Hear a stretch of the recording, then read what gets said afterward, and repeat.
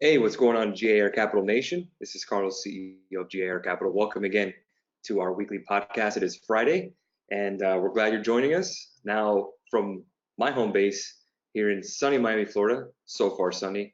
As you know, we're going to have that hurricane hit us, supposedly, in regards to the forecast. So we're just going to go ahead and, this isn't my first rodeo, to be honest with you. So it's just a wait and see process with Hurricane Dorian. 2 years ago, Hurricane Irma hit and Miami was hit pretty badly, but like everything else recovers. I'm old enough to remember Hurricane Andrew. That was in 1992, and that was pretty bad. That was a Category 5 hurricane. So again, things do happen, guys, in life. But again, all you can do is just prepare, and that's all you can do. Just prepare and wait, and that's what we're doing here.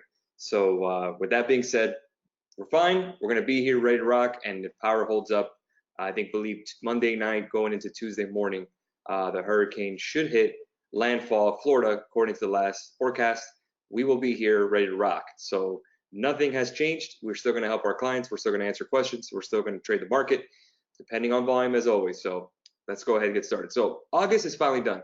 And I must say, I'm happy it is because August was a very, very tough month, especially with the range in the market. And if anyone who's watching on YouTube, I'm going to go ahead and show you here the market. This is a daily chart.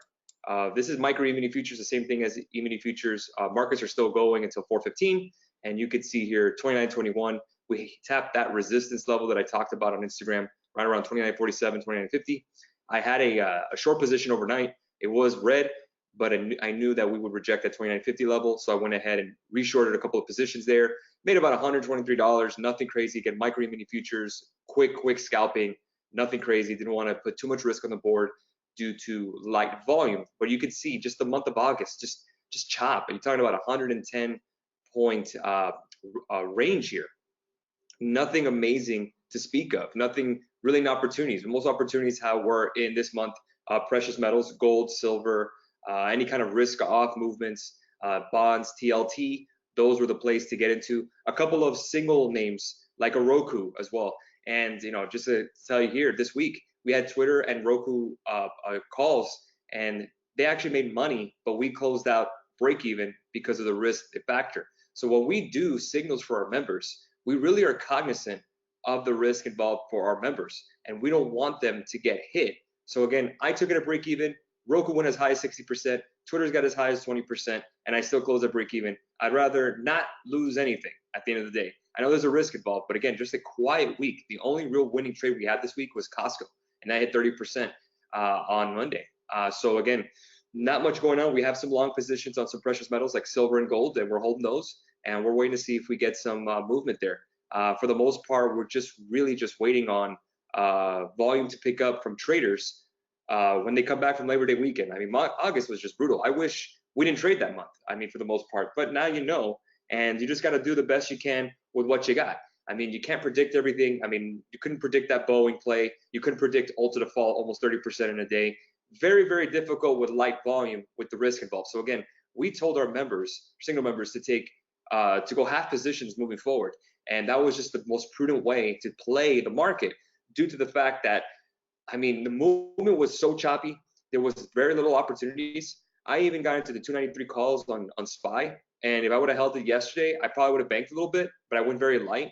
And I still closed it at almost 3% profit. I mean, it's just not worth going ahead and putting some cash to work here when the market is eating up stops both ways. I mean, if you were short the market this month, for the most part, you're at break even. If you were long this market, depending on where you got in, you're almost at break even. I mean, it's basically flat for the most part. I mean, we are red in August for the S&P, but barely. And talking about 4 weeks of market movement, and it's just been up, down, tweet, headline, and nothing to show for it. So let's go ahead and talk about what exactly happened in August and moving forward, what to expect. So the U.S. yield curve flattened. We talked about the yield curve before, about the 10-year and the 2-year, why it's important due to the banks. But again, they flattened most since in August, since January 2016, the flattest on record, the flattest since 2007. Again, we know what happened in 2008, right? Bund yields, this is German bund yields, tumbled 20 record lows, the biggest monthly drop since June 2016, which was the Brexit vote. So again, you're starting to see risk off, and August was pure risk off. Now, fundamentally saying here, are companies making money? Yes. But again, when you're investing in the stock market or you're making a trade, you're basically betting for that direction to go either up or down. If you're long, you're expecting that to make more money or to gain in value. Now, again, just because a stock doesn't gain in value doesn't mean the stock is not valuable.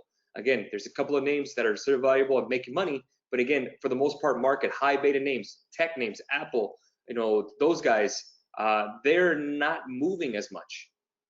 High beta meaning moving with the market. They're not moving so much. S&P, like we saw, SPY's basically flat. Not much you could do there. I mean, just up, down, up, down, up, down. So if you would just sit on your hands this month, you'd have been better set than a lot of traders out there. So again, sometimes taking a little bit of time away is important. And if there's nothing there, don't force the issue, guys. You don't need to force the issue. There's no need to just put money to work and put money at risk because you're bored or because you want to find something. Don't be contrarian. Sometimes it's just not there. And this week we saw that. I mean, we basically had 4 trades and 2 were break even. 1 was a winner. Not much going on. That's all you can do there. So that's where we are. Let's see. Gold had the best August dollar gain since February 2016, year of the election. So again, silver had the best August percentage gain since June 2016, Brexit vote. So again, you can see how much movement has been going. So U.S. and Chinese stocks are surprisingly aligned year to date, meaning they're together almost. And they're being up about 16, 17% year to date. So no one has really been wiped out. I mean, we're really just 5% off all-time highs for the most part on the S&P. So again, flattish, pretty much a exciting flat with a lot of tweets and stuff and news, but still flat. Europe is up about 13% year to date. But in the month, all major regions saw stocks lose a similar 1.5%, 2%. So E-mini futures down about 1%, 2% for the month, kind of flat in the broader range of sense. Deutsche Bank, DAX, they're down about 2%, and the Shanghai is down about 1.5%. So that's where we are. Again, not as much de-risking as people would think, but again, still kind of going down. You're seeing what we call rotation out of riskier names. Again, big cap tech is hard to catch a bid, but more aggressive names are pulling back. Again, we saw Beyond Meat. I mean, it's one of those names that are just in a mind of its own. But Uber and Lyft took a little bit of a hit. Those are IPO names. Again, when we get in a little recessionary mode, IPOs are going to be the first ones to get hit. So keep that in mind. If you're a long-term investor, none of this really matters to you. You're just going to buy and hold. For example, I hold Uber and Lyft, and I don't plan to sell anytime soon. I'm willing to take a 50% haircut if needed. So only the Dow Industrials and Transports are green from last week's Trump tantrum last Friday, and this was when I was in DC. I guess I should have met up with Trump, right? But he wasn't there. He was in France. So again, we saw last-minute panic buying for the most part each day, but again, not really much moving. Today, the Dow Jones closed up 41 points, S&P up 1, and the Dow down 10 points. The VIX up 6%. Bitcoin bouncing back slightly from that panic yesterday of a sell. And then what else we got? The dollar tapped the 99 handle. So again, anyone who's been trading Forex out there, dollar longs were the play. So again, in the Forex division, what we have, we were short euro dollar. We made about 80 pips, and we were long dollar yen, which was about 10 pips. So again, dollar yen, still kind of in the middle. But again, we know that's a risk-off move if you're short, and if you're long, you're a risk-on play. Copper basically closed about down 0.83%, and emerging markets up about 0.78% today. Let's see here. Gold was down about 0.29% with a stronger dollar, and silver has been outperforming like crazy, up 0.75% for today. Again, defensive names still leading the pack, beating cyclicals.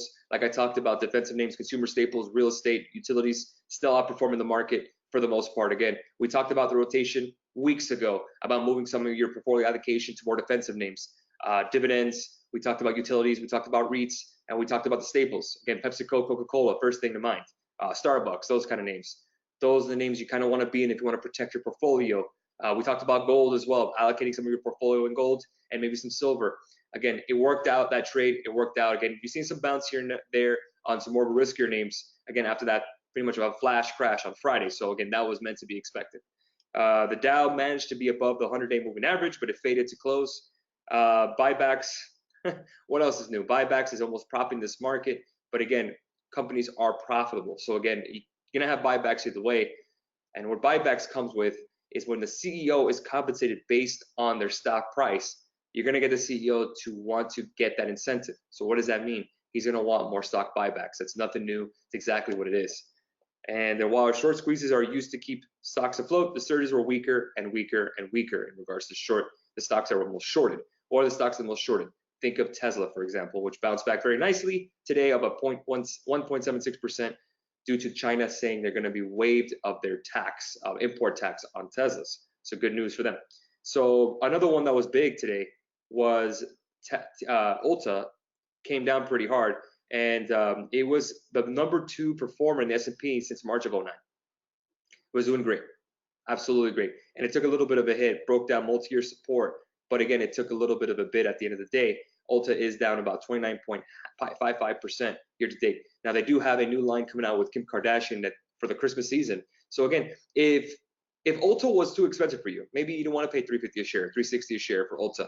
Right now it's trading at $237. If you're a believer of the company, if you're a believer in makeup, if you're a believer in Instagram influencers, if you think that retail still is almost or still kind of insulated with makeup, since women always need makeup, then again, that could be the play for you. Ulta doesn't look bad here with their gains. Again, they just had a really, really bad quarter and they had lower guidance. So again, you're starting to see what things are changing. But again, if you like an Ulta here, this is the time to buy. Again, a 29% decrease, I don't mind it. I don't mind it at all. But again, I've heard a lot of people say different things, that they like Sephora more, which is under Louis Vuitton, Moet Hennessy, under that label. There's different makeup out there, L'Oreal that you could play. But Ulta, since they have their own storefront, is a very popular name. Again, if you're not into makeup, so I would skip this. But again, if you really want to get into this name, if you're looking for an opportunity to get in, Ulta could be very interesting here, down 29%. So bonds here, Treasury bonds basically collapsed in August. I mean, we tapped all-time lows on yields across the board. 30-year came below 2, which was under the S&P dividend yield, which is basically saying that you get more of a yield with the S&P, than the 30-year. So again, 30-year tie-up or the S&P dividends. So that really tells you something. Again, not a good look there where the yield's paying so low. It's almost forcing the market to want to get into more riskier assets. So in a way, when you have the Fed funds rate lagging behind the US 10-year, the Fed is behind. They need to go ahead and lower rates here, not due to any kind of political reason, but again, just to kind of catch up on things. And I mean, if they try to keep things down, again, bonds are still going to go ahead and still be a bid due to the risk-off environment that we have. I mean, it's kind of funny that we think that we're almost in a recessionary environment when we're not there yet. Will it happen? Sure. Again, we don't know when. But again, you're starting to see a lot more cyclical movement or rotation into defensive like we talked about. And that's completely fine. That's where the market's moving. Again, we talked about bonds being the smart money. They're moving ahead at the time. S&P is still kind of holding up, again, off all-time highs. But again, nice little bounce off 2,800. 2790 was basically the level that we tapped. But again, not a meltdown by any stretch of the imagination, even with the inverted yield curve tapping many times. So again, I guess the United States is still the best house in a bad neighborhood, implying against other economies around the world.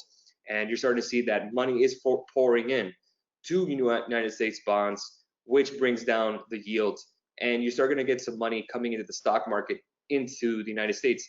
I wouldn't be surprised in September we start getting some portfolio rebalancing from pension funds and mutual funds, and maybe we get a couple more bids.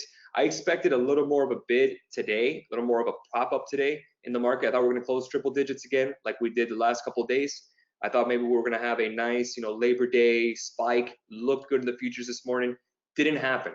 Again, it kind of faded. So again, maybe some traders took the day off. We saw volume taper off on E-mini futures right around. Let me go ahead and bring up my hourly chart. Let's see exactly when it tapered off. Yeah, right around 11 a.m. is when we tapered off in volume. So again, you could see when the volume kind of tapers off, you're starting to see a slide a little bit into the end of the day. So that's where we are. Again, the biggest monthly drop in long bonds in yield since September 2011. And like I said, 30-year fell below 2%. The yield curve, 3-month and 10-year, it's holding its inversion, as we talked about. The 2s and 10s, the week inverted, biggest 2-month flattening since January 2015. And wow, so how about this? 30% of global investment grade bonds. That means they're not even government, they're corporate, meaning that if they don't pay, they don't pay. It's kind of like investing in someone's credit card debt. 30% of that is paying a negative yield. So in a theory, it's almost this market is very stimulus packed, meaning that if you're a company you definitely want to borrow some money here because it's basically free. So if you borrow this money, you better hope either buying back stock, which I'm not a fan of, but some people will do that, some companies, or you can build a infrastructure, hire more people, whatever, invest in new brands. Again, it's a great time to borrow money if you have the credit and you have the wants or the means to. So again, corporations are going to be buying more, but again, it is create a bubble leaning down the line, create a debt bubble. So be very, very wary, guys. The dollar rallied in August, like we talked about, but again, the only thing, emerging market, when it comes to emerging market currencies, they took a bit of a hit. Again, a pound took a little bit of a hit, the euro took a little bit of a hit, but the yen kind of held up slightly. So looking here, dollar, like speaking of euro dollar in the forex side, tumbled below 110 for the first time since 2017. So keep that in mind. That's about 2 years since we dropped that level, and it's looking very ugly. Now, there was talks that they're not going to have any more stimulus from the ECB, or they are going to have more stimulus from the ECB. We're going to have a no-vote Brexit. We're going to have a Brexit without any, I don't know, is that no-vote Brexit, no approval Brexit? Again, we're talking about almost 2.5 years now that we've been waiting on, so nothing really has happened. And it's looking ugly out there. Ugly out there when it comes to the Brits and the Euro, the Brexit zone. I don't know what to expect.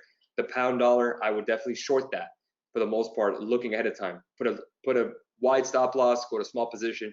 I'm not liking where we're going here, and I think the pound is going to get hit for it. But again, very volatile, so be very careful.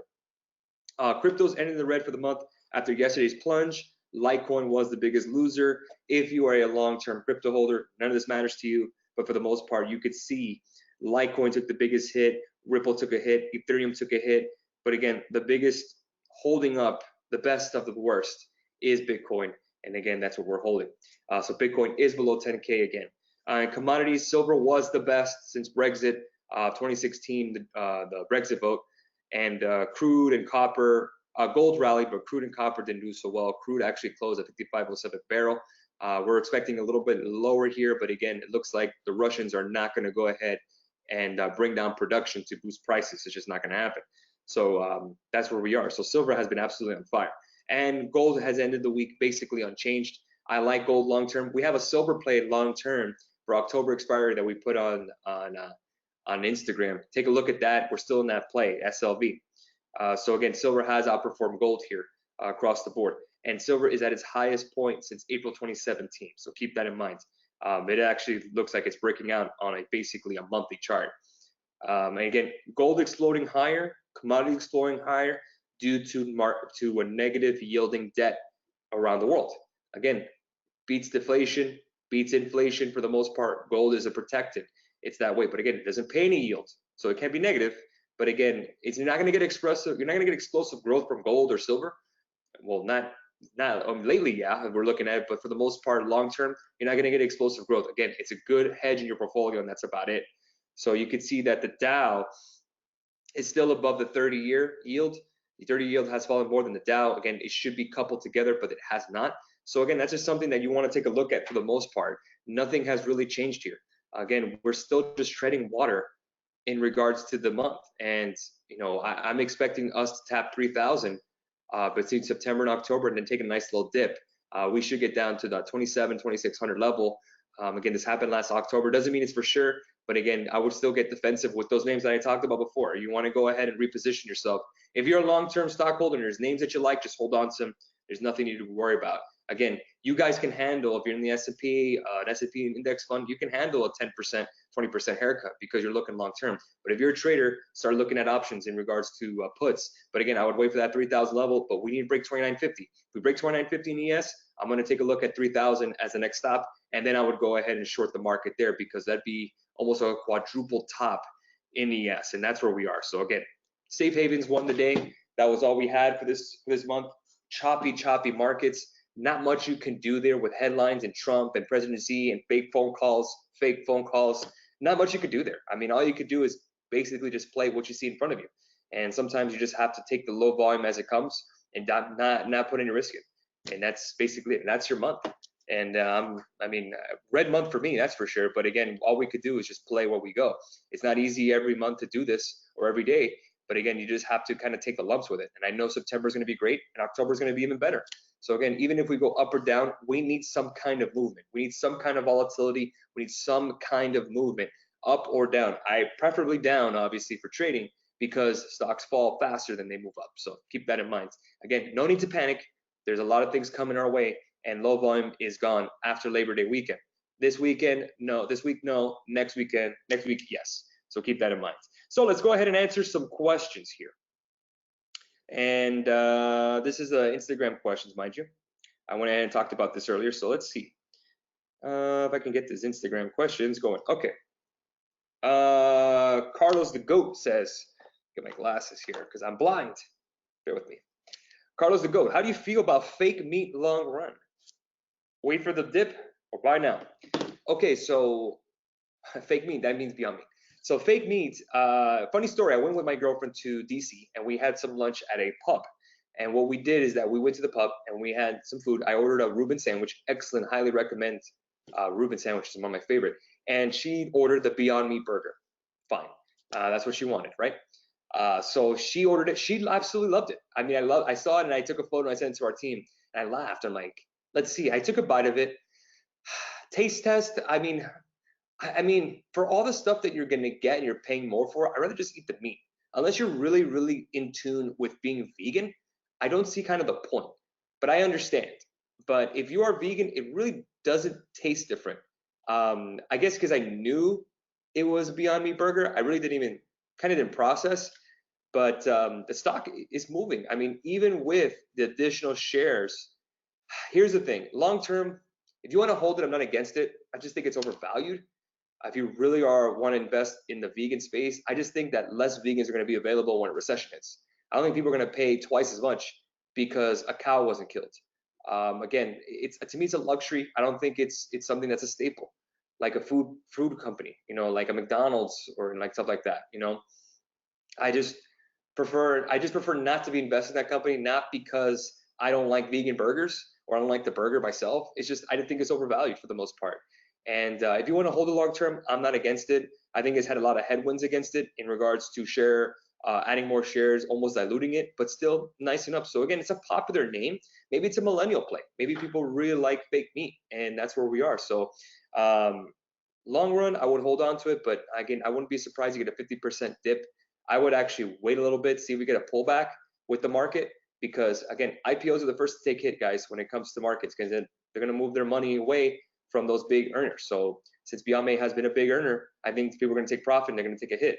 So again, I'd rather wait for a nice opportunity. If you're looking here at our screen, YouTube members, I'm going to go ahead and go Beyond Meat here, and I'm going to go ahead and bring up a daily chart.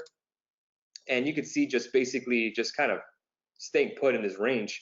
But this gap fill here, I wouldn't say 104 is not out of the question. 104 I would say maybe a 110, get back at 110, and I'm okay with that.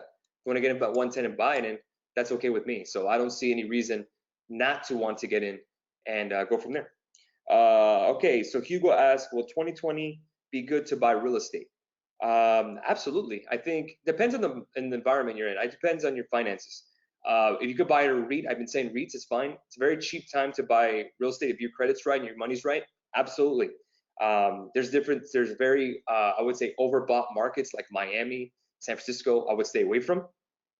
But if you're looking for middle America, Nebraska, looking at Oklahoma, Texas, I'm all for. New York, no. New Jersey, no. Miami, no. Orlando, yes.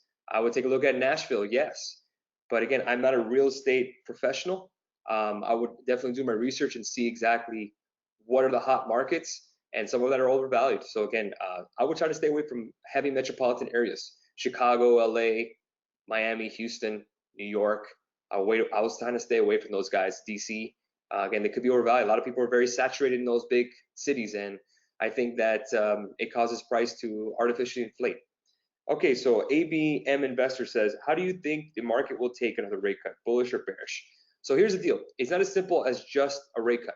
Again, the question is how many rate cuts?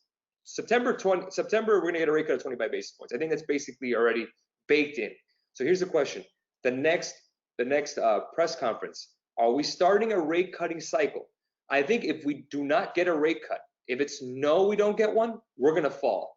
If we do get one and they say this is the start of a rate cutting cycle to make things easier, whatever, markets are going to go up. If it's a one and done, which I wouldn't believe, then the markets are going to go down.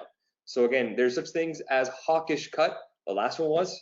I don't think that if they cut again, it would be a hawkish cut. I think it'd be a dovish cut. So again, I think a cut would be a good thing for the market. I think it does happen.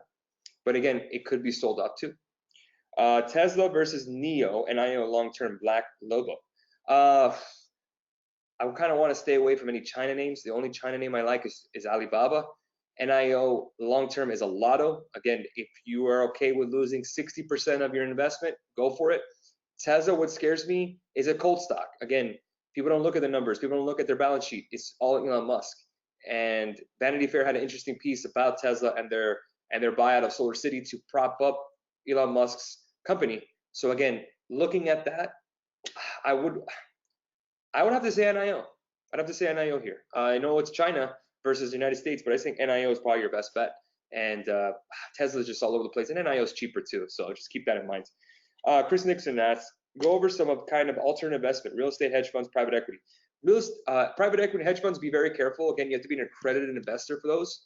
That means you have to have $250,000 in net liquid or have $1 million on assets. So you may not even have availability. You have to be an accredited investor.